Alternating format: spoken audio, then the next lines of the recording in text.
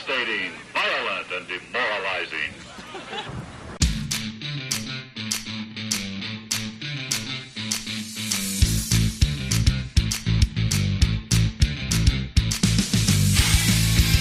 On your feet and listen up. This is Service Headline News.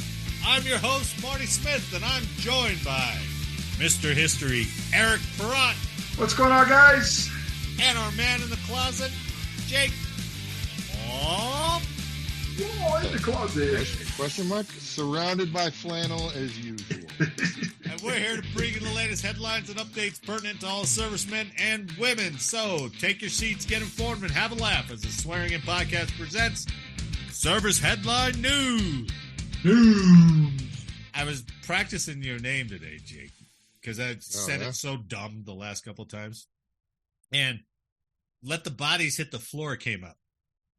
Oh. You know? And I was like, Jake,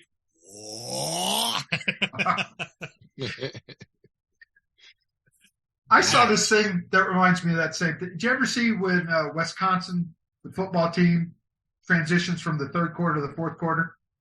No. And you get that 4-beat note, and then it goes, jump, go ahead, jump, and the whole fucking place is jumping up. Oh, really? Yeah. Cool. They started that shit in 98. It's been around for 30 years.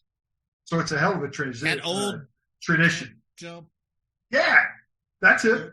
But there's like 4 notes that starts it. It's really weird, the first 4 notes. Is that crisscross? No, it was Everlast or some shit like that. Oh, okay. Yeah. Wisconsin Badger football does that. Huh? Third to fourth quarter. Huh. Pretty cool. But it reminded me of you saying, whoa. You did it better. I like that. That sounded like a little motorcycle impersonation. Yeah, there you go. You want to change names? I'll take Wall. If we could ever get Jake's Parrot. beats per minute up above 32. But maybe we can when we talk about some of the stories tonight. So, Eric, let's get Jake's heartbeat racing with your history today. So guess what altitude braking? I am not, no. Nor am I going to ask you if you know what it is, because I already know you won't. This is pretty isolated. Yeah, so back in the day, World War II, we were fighting a war with allies. And as you guys remember, you had Stalin, you had Churchill, you had Roosevelt. And there was always problems with order of battle, right? Everybody wanted to do it their way. Montgomery was always trying to beat Patton. Patton was always, right? All right. So this one occurred 15 August, 1944. Oh. It's called Operation Dragoon and the Decline of the Anglo-American Alliance. So it was another, it's just highlighting the fact that we as allies didn't go harmoniously all the time into battle. There were a number of times with fights. So Operation Dragoon, formerly Anvil, was a hugely successful Allied operation that occurred in southern France in August of 1944. It was part of the Allied campaigns that occupied 1944. Unlike other venerated and popular operations of that year, namely Operations Overlord and Market Garden, historians have regulated Dragoon to passing mentions in most histories of the war. To do so is a mistake because closer examination of the operation reveals the complex ways that Allied relations functioned and became strained during the togetherness year of the war, and how those problems persisted in post-war writing about the operation. So I'm not going to go too much into it, but I want to give you this part here. Churchill was against it. The consensus surrounding Anvil and Dragoon quickly vanished. Churchill worked to cancel the operation. He frequently wrote and complained to anyone who would listen that Anvil was folly. Churchill argued that the invading force would get marooned on the beach, much like Mark Clark's Fifth Army did at Anzio. Yeah. So there was General Jacob Devers. He was the planner for Operation Dragoon. He continued preparations despite the operation's cancellation. So everybody was prepping for Operation Overlord. This operation was supposed to remove Germans away from the Normandy front so they would occupy southern France, so D-Day could happen a little more easily. They wouldn't have to face so many. Oh, was it like a feint? Was it like it was supposed to be like a feint, but they were also trying to remove the Germans from the southern front, which gave them a new route for supplies and stuff. Okay. So the plan for Anvil was nearly complete. It called for an American and French army to land just east of Marseille and Toulon and capture them. They were two important port cities that would increase Allied supply capacity on the French mainland. Churchill still opposed the operation vehemently and dissented to both Eisenhower and Roosevelt, but to no avail. American strategists and leaders carried the day. The operation was renamed Dragoon on August 1st due to security concerns and commenced on August 15th, 1944. So I'm going to go down here. It's like a year before. Yeah. Right? Or no. This is the one I like. Well, this was a month after or 2 months after. After. Okay. The landings went well for the Allies. On Dragoon's D-Day, the Allies landed 94,000 men and only suffered just 395 casualties. The First French Army quickly surrounded Marseille and Toulon. Both cities fell to the French on August 28th, a full month earlier than anticipated. The 7th Army attempted to cut off the German 19th Army near Montelimar. They failed to encircle the retreating Germans, but the ensuing battle left the 19th Army badly damaged and in full flight towards the Franco-German border. The operation formally ended in mid-September after the 7th Army made contact with General George Patton's 3rd Army, advancing from the west. The operation was a resounding success. It opened up a new supply route for Eisenhower, expelled the Germans from southern France, and provided the French with an opportunity to participate in their own liberation. This is the part I wanted to talk about, though. The conclusion of the operation was not the end of the debate surrounding it. In Churchill's post-war memoirs, he continued to ridicule the operation. He cited it as one of the reasons why Stalin was able to amass influence in the Balkans and Eastern Europe. Eisenhower, for his part, claimed that there was no development of that period which added more decisively to our advantages than did this secondary attack coming up from the Rhone Valley. Due to the new Cold War era, Churchill's interpretation of events involving Operation Dragoon won out, and as a result, generations of historians have designated the operation as a sideshow.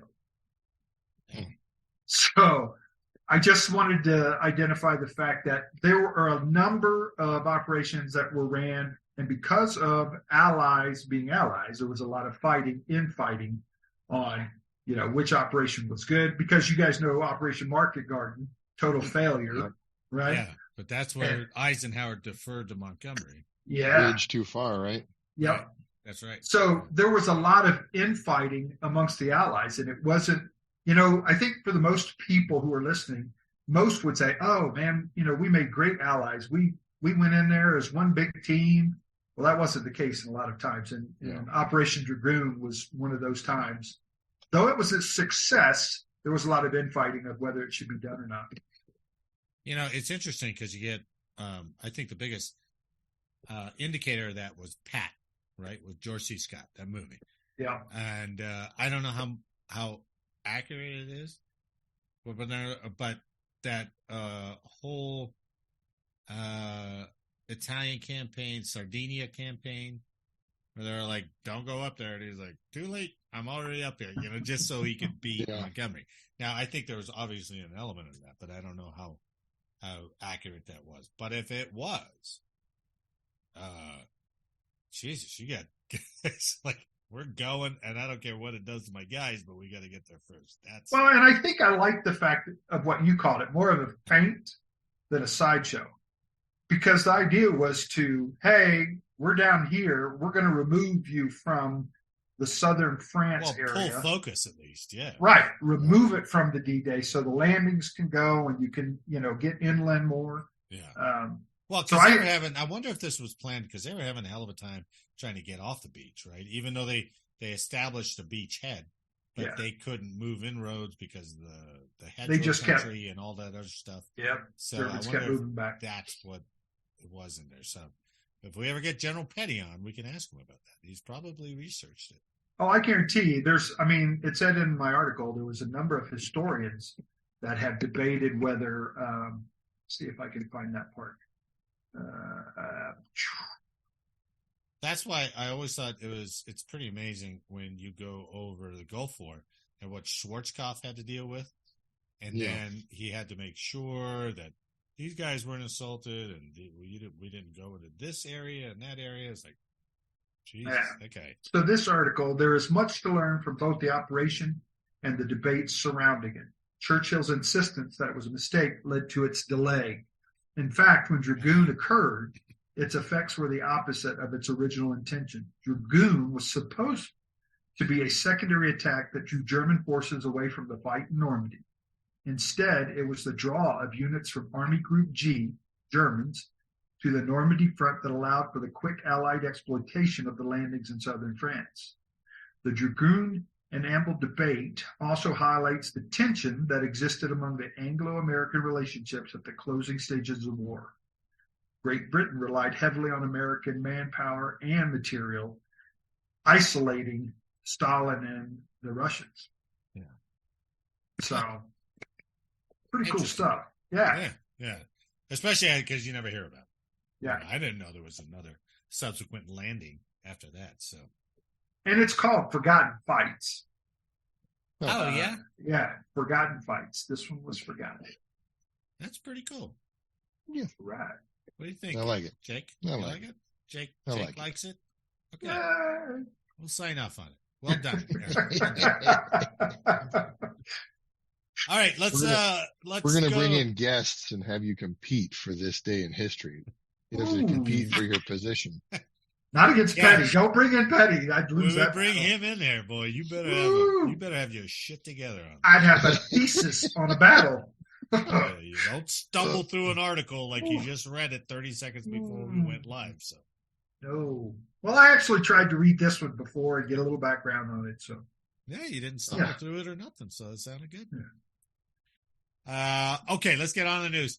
Let's talk about a little bit about the Maui fire, which is, and I know there are updates to this. I just pulled a story about when it first happened. So, because it's talking about the Coast Guard. It was funny when we did that story about the Titan submersible. Yeah. Right. Remember, that was just happening, and we did it on the news. My brother wrote in the comments, he's like, sorry, guys, they all died. And I was like, we know that now. But when we did it, we didn't know that. It was like, God dang, we're not that immediate. We're not that responsive. So, yeah, jeez. That Maui stuff, the Maui fire is terrible. That's insane. Remember when I was just there and I was, you guys, I sent the picture of my hat and we were on the beach. Where was that at? Yeah. Maui. Yeah. No, well, thank you. That I just said Hawaii. I mean, I got Lahaina. Were you in Lahaina? Yeah. Oh, in fact, okay. On the news they showed a pineapple ice cream store right there looking down. Yeah. I stood right there and ate my ice cream right there in the middle of that. That's insane. Man, that's crazy. Oh yeah. It's funny. We were talking about that on my deck. We had some friends over, and we were talking that we went to Maui. Maui burns. I went to Greece. Rhodes burns, and I was in Rhodes right before the fire. They're all like, "We're leaving, and don't come to our house." I'm like, "I got it." So, jeez. So from taskandpurpose.com, the Coast Guard rescues 14 people from the ocean after fleeing the Maui wildfires. So last week, the Coast Guard rescued 14 people who fled from the ocean? From the ocean. The way you said that. So they rescued 14 people who fled the raging wildfires on Maui by going into the Pacific Ocean, said Air Force Brigadier General Pat Ryder, who's a Pentagon spokesman. A 45-foot response boat medium from Coast Guard Station Maui and Coast Guard MH-65 Dolphin from Air Station Barbers Point took part in the rescue. Oh shit, Barber's Point. That's on Oahu. So they came all the way over from there. Wow. The 14 people were rescued on last Tuesday, from the Lahaina Harbor breakwall and are all listed in stable condition, a Coast Guard news release said. Now, in another article from the Army Times, this lays out at least a couple days ago on who all was involved militarily helping with the Maui fires. The National Guard has dispatched 134 troops, including 99 Army National Guard personnel and 35 Air National Guard personnel. On August 9th, Guard troops completed 58 aerial water drops of more than 100,000 gallons of water in a matter of 5 hours. Coast Guard boat crews saved at least 17 people who've been driven into the sea by the flames and located 40 survivors on shore. Wow. And can you imagine all that smoke? And they're on shore with, what do? You go in the water, or you try to stay on shore and still try to breathe, right? Yeah, crazy. Your safest bet is to go out to the river wall. Yeah. That's my safest bet. Let's evacuate to that. Just hold on in the water, still try to breathe. Oh, man. There are no military installations on Maui, are there? Is there anything military? No, there's nothing military. I didn't think so. Yeah, there's military bases out there. There's an EW Guard Squadron, and there's the optical sensor on the top of Maui. Oh, okay. Look at you. I did not know trading information right now. But they are away from that area. Yeah, they're up. Fires on the eastern area, and is Lahaina's on the wayward side, right? The western side. I don't even know. Yeah, I think it's on the western side, or the wayward side, which is the leeward side, I should say, not wayward. The leeward side, which is always much drier than the other side of the island. So all I know is I was at a vodka distillery and could see both sides. And that fire leveled everything, right? So all that you were standing at just a couple months ago. It's gone.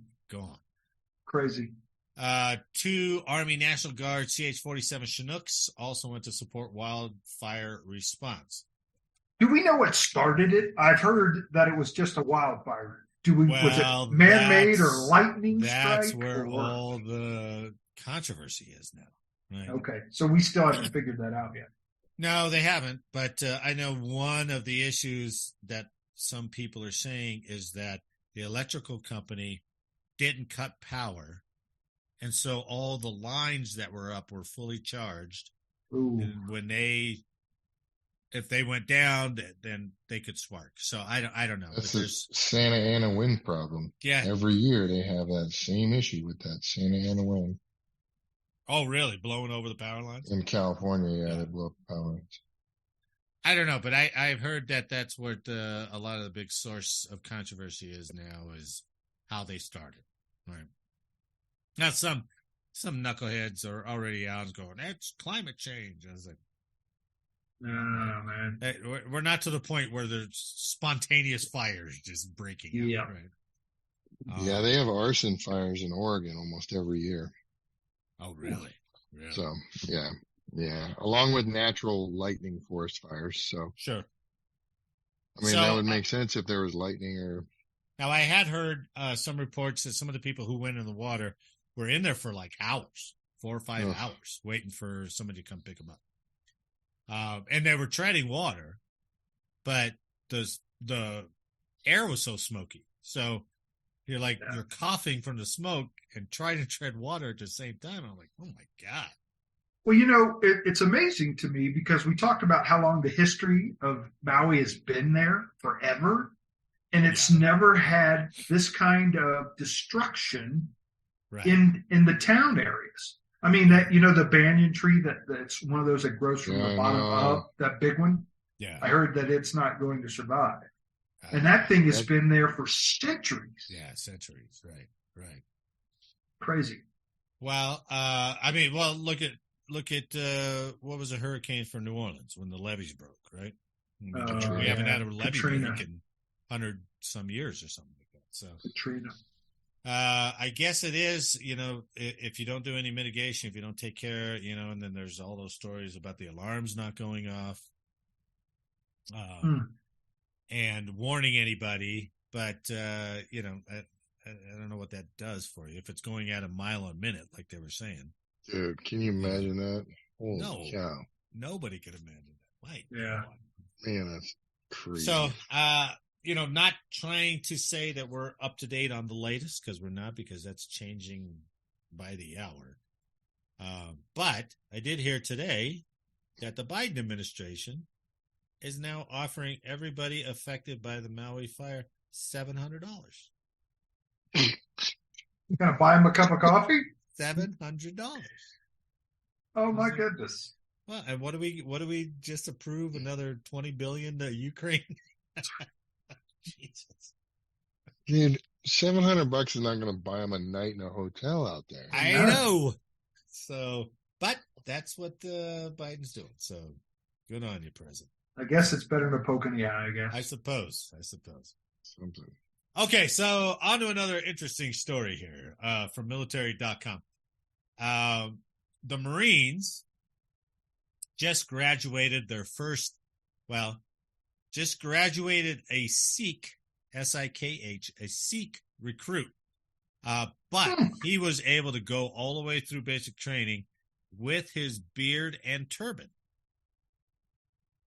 So they've had Sikhs in the Marines and in the military before, but they all shaved their beard and had to go without their headgear. So this is the first for the U.S. military and for the Marines that he went all the way through with his beard and turban, which is religious articles.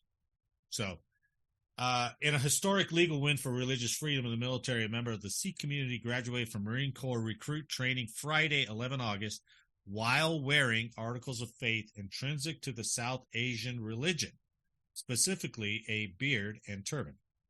There we go. I'm really surprised they allowed the beard to stay. I get the head, headwear, but the beard, I mean, it's hair, it'll grow back. Well, we'll get into that.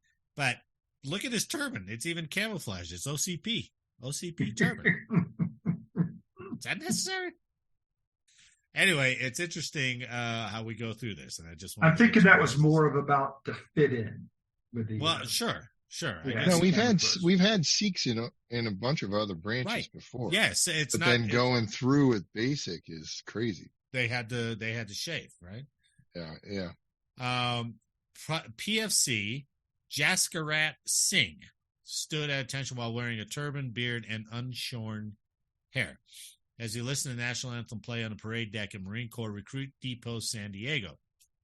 For Singh, the day was not only a culmination of 3 months of hard training, but nearly 2 years of legal fight that allowed him to don traditional Sikh wear at boot camp.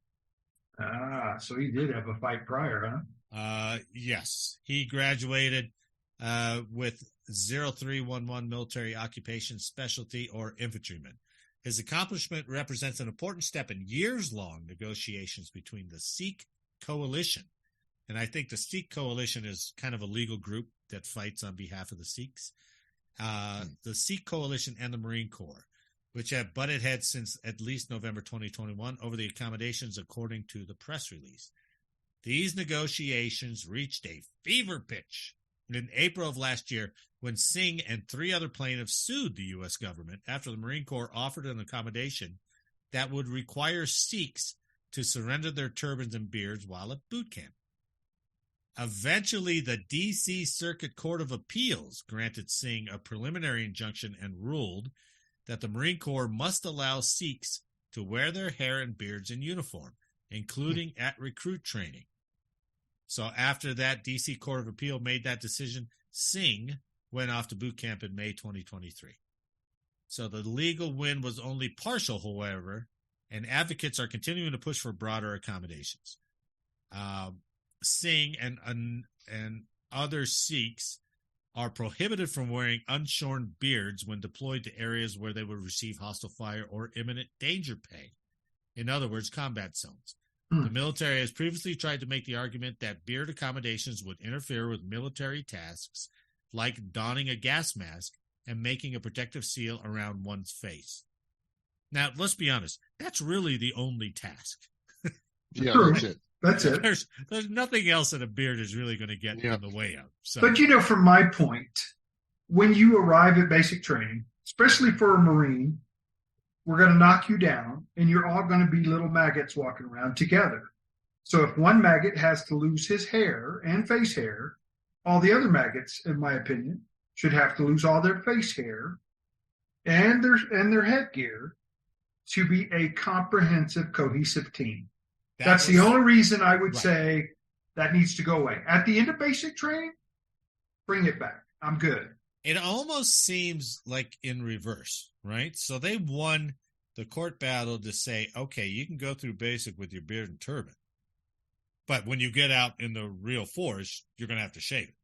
Yeah, especially in a combat environment, which is it almost should be the other way around, because I agree with you. Basic is to strip you of what you were before, break you down, build you back up as a team, as a part of a unit. Yeah. Right? With the same beliefs and the same goals and all that kind of stuff. And then once you go off into the force, you can wear that stuff. Because I remember there was a captain walking around at Buckley who had the what's the Jewish cap? Yarmulke. Yarmulke. Yeah. He was wearing a yarmulke. I was like, okay, that's cool. But I don't know if he went through basic training with it, but he was certainly wearing it while he was walking around. And they frequently wear beards as well, correct? Don't most Jewish people have beards? Certain branches of Judaism, I think. Okay. Yeah. Right, because they got the but most of the Hasidic Jews wouldn't Hasidics come into the military anyway. Right. If they're that devout, then they won't come in the military. It's not part of their system, I don't think, their belief system. It's like a Mennonite, right? Yeah. Mennonites don't believe in technology, or whatever. So no. Mennonites are Amish with blenders. They're cool with technology. They just have religious restrictions. Okay.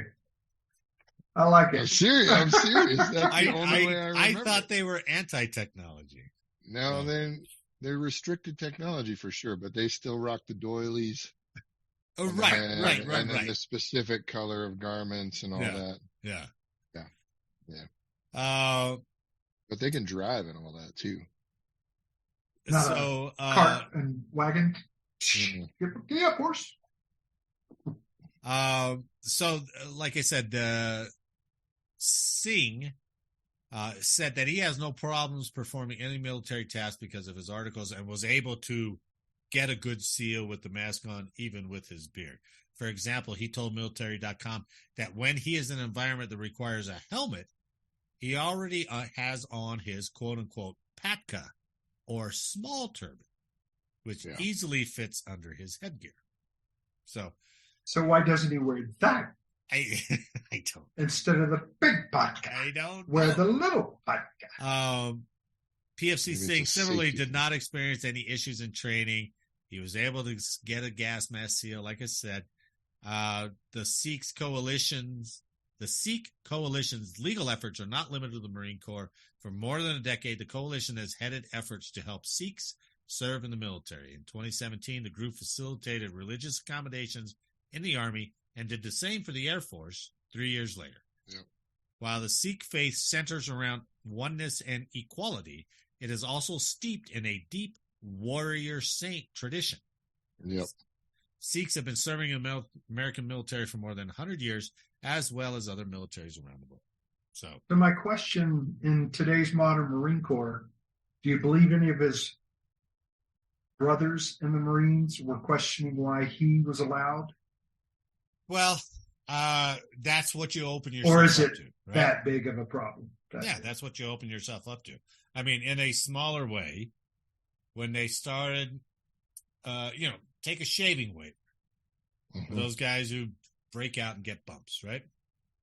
Well, it's one thing to have a shaving waiver. It's another thing to abuse a shaving waiver. It's another thing to go, hey, how does that guy have a full beard? He got bumps all over his face, And so you just seem to open yourself up to a lot more issues. I mean, there's got to be at least one Marine in that group that he graduated with that said, why does he get to wear that shit and I don't? Or I can't grow my beard? there's probably 15 of the 30 who are doing that, because I would do that too, because I'm a selfish little ass that way. Well, how many of you started smoking? Because smokers got to take a smoke break. Yeah. No, I started dipping. I didn't get any breaks. Right? That was dumb. Or the people that said, hey, I'm going to church Sunday. I don't believe in God, but I'm going to go because I'm going to get out of work.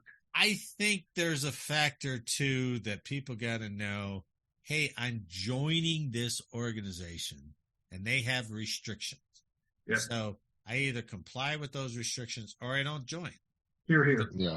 But the ones who go, no, I'm going to enforce my individuality on that and make them bend to my will, went to an organization that values very little individuality. So, and I would say to him, if your God is a good God, which obviously he is, I don't think he's going to mind if you remove your hair on your face and your turban for 6 weeks of basic training. I agree. I don't know what their beliefs are. I don't know. I agree. I don't either. Yeah, I don't know. I mean, it's like I know that I can't remember. They're required to do 5 or carry 5 things. I was asking one of the Sikhs I knew one time. Just one of the guys. I was like, okay, explain it to me. Yeah, oh, really? Yeah. 3 of them are beard and hair. You got to cover your hair with your turban. And they keep growing their hair all the time. And the beard is because you're in like a human, manly state, the state that God created you in. And then also, almost all of them carry knives because it was kind of a warrior style religion. Yeah. So it was very kind of Viking-esque kind of guru Hindu kind of mentality of this is the warrior class of this group kind of thing. So I don't know what the other 2 are. I forget. I could Google it really quick for you, but. You mean like other sects of the Sikhs? No, the Sikhs have they have 5 things they have to do and carry at all times. Yeah. It's a knife. They have to have a long beard, and they have to have long hair, but their hair has to be kind of covered. So, and then I don't remember the rest. Well, it was to remind you of your religious kind of mentality. No, I'm with and keep you on the straight and narrow. Right. Just like Muslims pray 5 times a day. You know, Catholics do Our Fathers and Hail Marys and stuff like that. But, it's. And by the way, I want to preference this conversation with, I really doesn't care if he wears his turban and a beard. I'll rock it, dude. I'm just for means of discussion. Yeah. Ultimately, I could give a shit. I like how you called it a turbine. Get the turbine on. Ang, ang. Break it up. What y'all got there, turbine?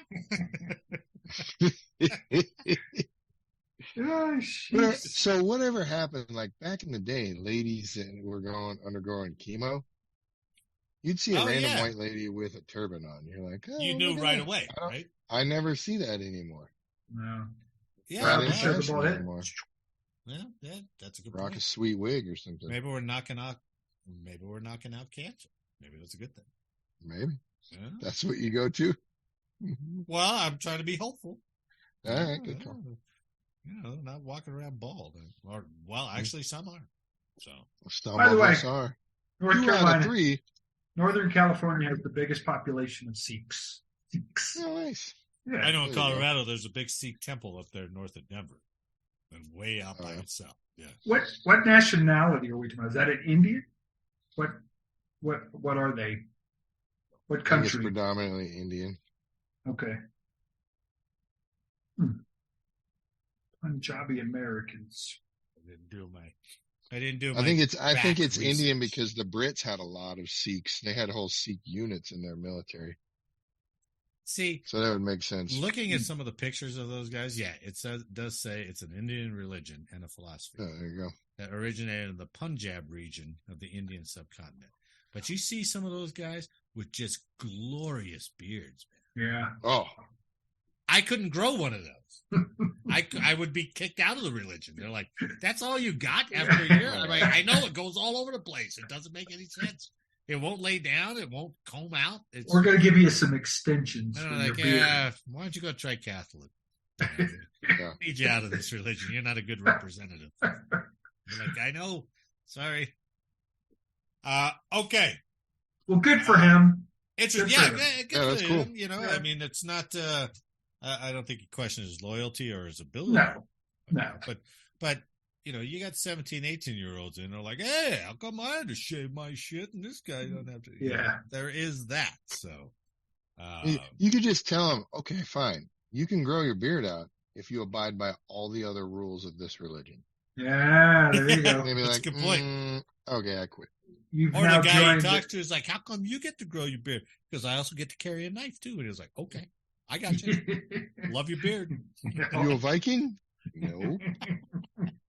So let's get to kind of a crappy story, but it is interesting. And it's still, I'm going to tell this story every time. They're eventually going to find out that all that sunblock they told us to put on is going to cause us cancer. Right? So with that as the backdrop, this story from kffhealthnews.org. It was reposted in Marine Corps Times. A study links, quote, forever chemicals to testicular cancer in U.S. troops. All right. Yeah. Nice. This is horrible. Let me Man, show it's you this. always something. Drinking the water at Lejeune and man. Oh, right. And it's always Just- everything that you're like, are we good on this? And they're like, yeah, you're good. You really start to feel like we were lab rats constantly. So I'm going to leave that picture up, all right, as I talk about this story. Gary Look at that. Fluke served in the Air Force for 37 years as a firefighter at the now closed Chanute Air Force Base in Illinois and the former Grissom Air Force Base in Indiana, where he regularly trained with aqueous film forming foam, or AFFF, a frothy white fire retardant that is highly effective but now known to be toxic. Fluke volunteered at his local fire department where he also used the foam, unaware of the health risks it posed. In 2000, at age 45, he received devastating news. He had testicular cancer, which would require an orectomy followed by chemotherapy. Oh, man. Hundreds of lawsuits, including one by Fluke, have been filed against companies that make firefighting products and the chemicals used in them. And multiple studies show that firefighters, both military and civilian, have been diagnosed with testicular cancer at higher rates than people in most other occupations, often pointing to the presence of perfluoroalkyl and polyfluoroalkyl substances, or PFAS, in the foam. Wow. The link between PFAS and testicular cancer among service members was never directly proven until now. A new federal study for the first time shows a direct association between PFOS, a PFAS chemical found in the blood of thousands of military personnel, and testicular cancer. Jeez. So Wow. let me scare you even more. Old stocks of AFFF that contain PFOS, were replaced in the past few decades by foam that contains newer generation PFAS, which now also are known to be toxic. Jesus. So it's like, don't worry, guys. We got rid of that PFAS stuff. We're using this PFAS stuff. They're like, hey, doesn't that cause cancer too? I was like, all right. It's funny in this picture. The non-hazardous foam is That's what they told- similar to dish soap. Right. We'll address that. By congressional order, the Department of Defense must stop using all PFAS-containing foams by when? October 2024. Wow. You could We're going to still run it out for another year or so. Unbelievable. Then we'll stop using it. Oh my God. Are you serious? Who was going to walk around and be around that shit knowing this? Well, now, right. I quit. Though it can keep buying, the Department of Defense can keep buying them until this October. So Wow. that's decades after the military first documented the chemical's potential health concerns. Now listen to this. A DOD study in 1974 found that PFAS was fatal to fish. Right? No. Oh, okay. By 1983, 9 years later, an Air Force technical report showed its deadly effects on mice. Here we go. 83. Here it comes. In 83. But given its effectiveness in fighting extremely hot fires like aircraft crashes and shipboard blazes, the Defense Department still uses it in operations. Rarely, if ever, had the military warned of its dangers, according to Kevin Ferreira, a retired Air Force firefighter. We were told that it was just soap and water, completely harmless, he said. People running around in it, playing. Woo! We were 100%, Eric. Like, they would have family days. I distinctly remember multiple family days where the fire department would show up and they would put like Jersey barriers around a couple of parking spots and just fill it with foam, and the kids would just go play with it. Oh. Just go running amok and having a great old time. It's like silly string. And you're like, it's foam, and they're just coming out all soaking wet and having a great time. Look at him. And now you're like, oh, testicular cancer. Roundup all over again, man. Yeah, Roundup. Roundup all over again. Jesus. There are thousands of PFAS chemicals invented in the 1940s to ward off stains and prevent sticking in industrial and household goods, along with foam used for decades by firefighters in the military. The chemicals are in makeup, nonstick cookware, water-repellent clothing, rugs, food wrappers, and myriad of other consumer goods. Wow. Known as forever chemicals. They do not break down in the environment and do accumulate in the human body.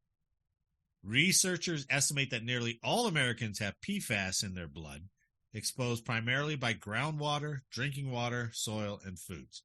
A recent U.S. Geological Survey study estimated that at least 45% of U.S. tap water has at least one type of forever chemical from both private wells and public water supplies. Something's going to kill you. I just didn't know it'd be us killing each other. Evidence is strong that exposure to PFAS is associated with health effects such as decreased response to vaccines, kidney cancer, and low birth weight, according to an expansive, federally funded report published last year by the National Academies of Sciences, Engineering, and Medicine. This nonprofit institution recommended blood testing for communities with high exposure to PFAS, followed by health screenings for those above certain levels. It also said that based on limited evidence, there is moderate confidence of an association between exposure and thyroid dysfunction, preeclampsia in pregnant women, and breast and testicular cancers. Wow. The new study of Air Force servicemen published July 17th goes further, linking PFAS exposure directly to testicular germ cell tumors, which make up roughly 95% of testicular cancer cases. What is the means of, I understand the water, but specifically the foam, does it touch you? Do you ingest it? Do you? I don't know. I think it's through skin contact. Yeah. I think what it said, back to that line, that it's an accumulation of it. Okay. Over many different ways of being exposed to it. Where I was going with this whole comment was, with the firefighters wearing the respirators, I wonder if that did anything to protect them whatsoever. Oh, but, I don't know. Or is it directly on the skin? Right. Is there rolled up sleeves and they're like, man. So unbelievable. I'm telling you, I'm waiting for the sunblock to come out, but that probably won't be till our kids. And they're like, if you put sunblock on in the 2000s, yeah, probably going to have cancer. So I wonder how many cancers we've created by the chemicals that we've made. Oh, that's a good point. Yeah. So many. Yeah. So many. You go back 100 years and they're like, cancer. What? Cancer. We were dying of tuberculosis. And they're like, nope, we got 15 different kinds of cancer now. Black plague with rats was our problem. We didn't eat enough bananas on the ships, right? We were getting scurvy. What are you guys dying of? It's like, well, we made shit. Yeah. That caused a whole lot of other shit. Mm. It's killing us in droves. So, I'm Anyway. really sorry to hear that. Yeah, that sucks. So that's going to be a whole new thing. But at least they got the study now and not, Yeah. Years In from 83. now. Well, there was evidence back then. 70. Exactly. Wouldn't you like to see the VA maybe take some steps forward in I don't know, treatment? Not be reactive. Yes, Be get preventative. ahead of it. Try to get ahead of it. Yeah. Say, those of you who are exposed that have not been diagnosed with testicular cancer, come talk to us. Let's evaluate. I'm surprised they haven't come out and said, "Hey, did you use Simple Green back in the 80s?" And you're like, "Yes, I did. I used a lot of it." Well, Yeah. you shouldn't have. Or better yet, how about your camo sticks that we rub God. shit all over our face and our heads? Or the bug spray. That Oh, my toxic effing Heat. bug spray, man. Oh, we talked about that. Yeah, geez, that stuff would Yes, just burn the actually. skin off of you right away. Yep. Man, I found a tube of that in my garage the other day, actually. It's probably still Oh, good. It still had the man. military label on the back of it and everything. I think I have it in my motorcycle gear, just in case. Right next to the Never know. right next to the anti-monkey butt powder. And, and, and whatever. What's the roll on freaking icy Yeah. hot? And then, Oh, man, Yeah. that stuff was so bad, right? yeah. All right, let's move on to a story just to piss off Eric. But Oh, let's go with a happier ending. Uplifting. I see. Making you angry would probably be a happy ending. So. Uplifting for 2 out of 3 ain't bad. This is from Air and Space Forces magazine. I'm already pissed. If you did, okay, the title is, if you did space ops, you could become a, quote, legacy guardian. Yeah. And this even kind of pisses me off a little bit because as I read through this, I won't say anything and I'll let you have your reaction. All right. For decades, tens and perhaps hundreds of thousands of airmen controlled and acquired satellites, managed communications and intelligence, and performed other space missions. Air Force Space Command at one time claimed more than 26,000 personnel. A bipartisan group of lawmakers are close to giving some of those airmen a chance to claim at least an honorary part of the newest military service, the Space Force. So, Oh, sorry. Throwing up in my mouth a little clearing bit. your throat, I'm or sorry. are you getting teary? I'm not sure. I had Yep. some goo in He there. wants to be an honorary something. That's what he Well, wants. yeah. You'd be an honorary Chuck Norris fan. There you go. Face. Come on. The quote, Space Force Legacy Guardian Recognition Act, end quote, is included in the House version of the National Defense Authorization Bill, but not the Senate version. The measure would allow the Secretary of the Air Force to establish a process for veteran space professionals to be designated as honorary members of the Space Force. They would be called, quote unquote, legacy Losers. Oh, sorry. Here's my thing. What's that going to do for you? It's a waste of time. They spent so many hours and so much taxpayer money just to be like, how about we try to force heritage on this new branch I'm glad you by brought that up. by bringing in old school bodies? Yes. You just drew the line. The Right. line of that date is this. Yeah. From that date on, your Space Force. From this date on, your Air Force. Same Yeah. with that. That still applies, Right. right? Right. Marines, Navy, Army Air Corps, Army, Air Force. Those are distinct there's nothing wrong with it. Those Big are Wall, distinct appointed as the historic new lines. chief of Just staff. Just Well, accept your heritage as it Common is, sense, man. acknowledge it, Just- and roll on. Let it build. Don't artificially try to manufacture heritage. Exactly. But these 4 House members are sponsoring this bill, and that's Representative Salud Carbajal, a Democrat from California, Brian Babin, a Republican from Texas, Doug Lamborn, a Republican from Colorado. and Ted Lieu, the Democrat from California. Well, you got to get on a number of boards as a politician. You got listen to what a legacy guardian gets. Legacy guardians will be eligible for a certificate, an approved device, or other insignia of such designation. A new ribbon. That's it. That's exactly it. We're going to write a bill where you get a certificate, much like the certificate you got from completing your at-home driving school, Jake. Yeah.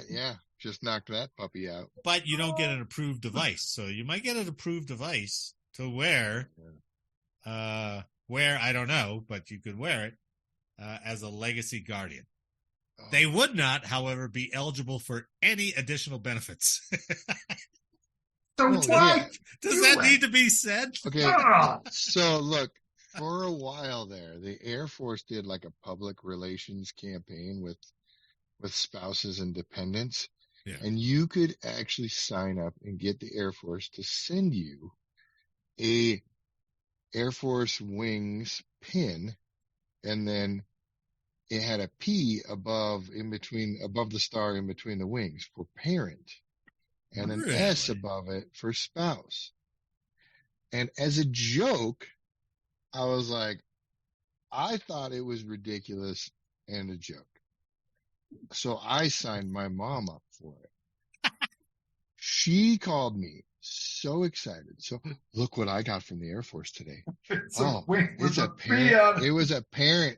It was a square or like rounded corner square pin with Air Force wings on it and a P above it. Wow. Really? Man, I had no idea that stuff works. Like, my mom was jazzed about that. Really? Yeah, it made me think lower of all the men in her life. But if that stupid pin could get her all pumped up, I'm like, all right, the bar is very low, obviously. I am amazed that the politicians that expend time and money to come up with a bill that has no purpose other than here's a piece of paper. And that's the thing. They spent our time and our money doing this. Nothing. They could have been cutting out other bullshit instead. Homelessness. Oh, I'm sorry. Unhoused, not homeless. Unhoused now, according to Colorado. Unhoused. Yeah, see? Yes. Look at that. Air Force parent lapel pin. No shit. That's cool, $8.99. I'm going to give my mom one of those. They sent it to her for free with a certificate. How did you do that? It was way back in the day. It was an outreach thing that they did. So at least I could go find one now, buy it, huh? I'll share the link to that pin in the description. So, hell, it's probably too late for me. Well, you can get it for $9. That's what I mean. She's gonna go. Eric, you've been out 20 years now. Who gives a shit? They had an S pin or a spouse or a star pin. Instead of P, it had an S or a star. I can't remember. They should have a DW pin for divorce wife. I'd send her one too. I'd send her that. That'd be awesome. Dependent spouse. I love that. Perfect. Ted Lieu, the Democrat from California, said this designation would not only bring together our space operations veterans with those who currently serve in the Space Force, it would appropriately honor the dedicated veterans and culture of service of the Air Force Space Command. By giving them another piece of paper. Do I have to update my shadow box? Oh, you would? Yeah.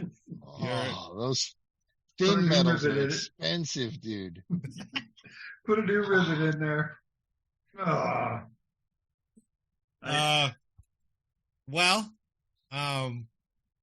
I don't know how much time we use to bullshit. I'm distraught, by the way. I know, I love it. Just distraught. I'll see what you can get. I seek any Space Force story. Do they have a picture of the certificate or the medal? They're going to spend months of having it. They're going to form a tiger team. of no less than 10 people Yes, Tiger Team. and design this ribbon. But And then, well, you know what's odd about New Space Force ribbon. Show it to me. Show it to me. Scary. So, it's not like, like the spouse group came up with this and they're like, hey, let's push this forward and try to reward some people. These were 4 congressmen came up with this and introduced it to be written into law. I don't understand Texas. I understand Colorado. 2 Republicans, California. Yeah, me Yeah, too. I can But only those imagine. are 2 space states, Yeah. right? But I can only imagine that, I don't know, kind of like when you go back to your enlisted performance report, right? Your EPR. Yeah. And they're like, okay, what'd you do this last year? Did you volunteer at all? Did you read a book? Did you did you do any college classes? And I wonder if they had that for the congressmen. They're like, did you introduce any bills this year? And they're like, shit. You want to get on this Air Force pin thing? Let me throw just a little more information for you that I just found. Which Okay. blows me away. Not on your article, but close. All right. Airmen and Guardians. This published in the Air Force News, published May 18th of this year. Airmen and Guardians can now receive decorations or promotions through recruiting referrals under the new Airman and Guardian referral program. So your first referral, achievement medal. Second, achievement medal. Third referral, achievement medal. Achievement medal for 3 referrals? Fifth No, referral gives you an Air Force accommodation medal or a Space Force accommodation. 5 referrals get you an ARCOM or an accommodation medal? Accommodation medal. How many for an MSM? How many for a meritorious service medal? Let me see if I can open this thing up more. Dude, Marty, do you remember that story where I had one of my troops that held the door for a general and then gave a little bit of a briefing, and he got so proud of himself because he got like a 2-star coin. Oh, sure. And I told him that it's similar. It's like an unwritten rule, but it's similar to like a punch card. You get 10 stars, you get a step promotion. And I had him dead convinced that was true. You know what this is called?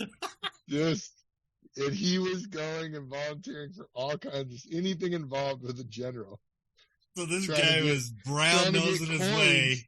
Yeah, trying to get coins. Oh So you my can God. turn all these coins in and a certain number of stars. If you got 10 stars, you get step promoted.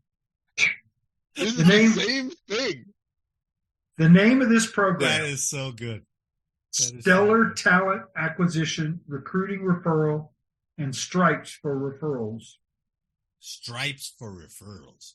Stellar Talent Acquisition, Recruiting Referral, Yikes. and Stripes for Referral. So you get medals as well as promotions. Wow. Why not? Right? I think we'll save those other stories till next week. So that makes us rounds complete. And Yep. on behalf of all of us here, I'd like to thank you for listening today. Please like, share, and subscribe, and let us know how we did in the comments. And as always, make sure to download the next episode for more service headline news. Men, thanks for the week, and I'll see you next week. Good night, fellas. Have a good one. You guys have a good night.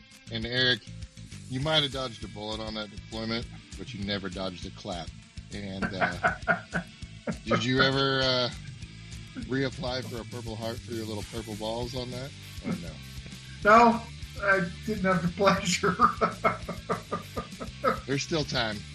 That's I would 10% contact the from what VA. I understand. That's Oh. 10%. 10% from the VA. That's 10% I don't need. Don't Thanks for pretend like you don't listening. have pictures. Thanks for listening. We'll see you next week.